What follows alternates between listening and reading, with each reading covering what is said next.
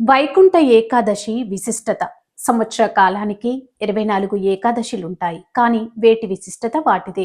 ఈ 24 ఏకాదశుల్లో అత్యంత ప్రత్యేకమైనది, విశిష్టమైనది ముక్కోటి ఏకాదశి. ప్రతి ఏటా ధనుర్మాసం శుక్లపక్ష పౌర్ణమి ముందు వచ్చే ఏకాదశిని వైకుంఠ ఏకాదశిగా పరిగణిస్తారు. ఈరోజు మహావిష్ణువు గరుడ వాహనాధారుడై 3 కోట్ల దేవతలతో భూలోకానికి దిగివచ్చి భక్తులకు దర్శనమిస్తాడు. కనుక దీనికి ముక్కోటి ఏకాదశి అనే పేరు వచ్చిందంటారు. ఈ ఒక్క ఏకాదశి 3 కోట్ల ఏకాదశులతో సమమైన పవిత్రతను సంతరించుకున్నందువల్ల దీన్ని ముక్కోటి ఏకాదశి అంటారు. మామూలు రోజుల్లో దేవాలయాలు ఉత్తర ద్వారాలు మూసి ఉంచుతారు. కానీ ఈ రోజు భక్తులు ఆ ఉత్తర ద్వారం గుండా వెళ్లి దర్శనం చేసుకుంటారు. ముక్కోటి ఏకాదశి రోజున నిష్ఠతో పూజ నియమాలు ఆచరించే వారికి పుణ్యఫలంతో పాటు కార్యను సిద్ధి చేకూరుతుందని జ్యోతిష్య నిపుణులు అంటున్నారు. వైకుంఠ ఏకాదశి రోజున నిష్ఠ నియమాలతో ప్రతిమాచరించే వారికి మరో జన్మంటూ ఉండదని పురాణాలు చెబుతున్నాయి.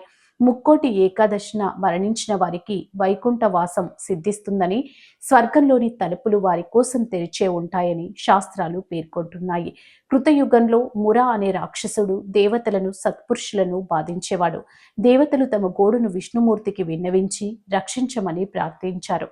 విష్ణువు మురాసురుడిపై దండెత్తి మొదటి రాక్షస సైన్యాన్ని సంహరించాడు. కానీ మురాసురుడు మాత్రం తప్పించుకొని వెళ్లి సాగర గర్భంలో దాక్కున్నాడు. మురసాసురుణ్ణి బయటకు రప్పించే ఉపాయాన్ని విష్ణువు ఆలోచించి ఒక గుహలోకి వెళ్ళాడు. విష్ణువు నిద్రిస్తున్నాడని భ్రమించిన మురాసురుడు విష్ణువును వధించడానికి అదే అనువైన సమయమని కత్తినెత్తాడు. అంతే, వెంటనే మహాలక్ష్మి దుర్గ రూపంలో అక్కడ ప్రత్యక్షమై మురసాసురుడిని సంహరించి విష్ణు లేచి ఆమెను మెచ్చుకొని ఆమెకు ఏకాదశి అనే బిరుదునిచ్చాడు.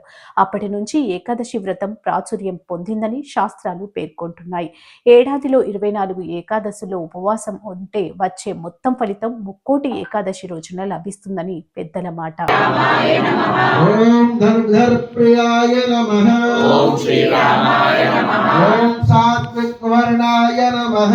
ఓం శ్రీరామాయ నమః. ఓం మాయామారిచ. ఓం మహాదేవాది పూజితాయ నమః. ఓం శ్రీరామాయ నమః. ఓం సర్వదేవాస్తుతాయ నమః. ఓం అలోకాయై నమః. ఓం ధర్మనిలయాయై నమః. ఓం కారుణ్యై నమః. ఓం లోకమాత్రే నమః. ఓం పంచప్రియాయై నమః. ఓం పంచహస్తాయై నమః. ఓం పాద్యాక్షై నమః. ఓం పంచసుందరాయై నమః. ఓం పద్మవాసై నమః.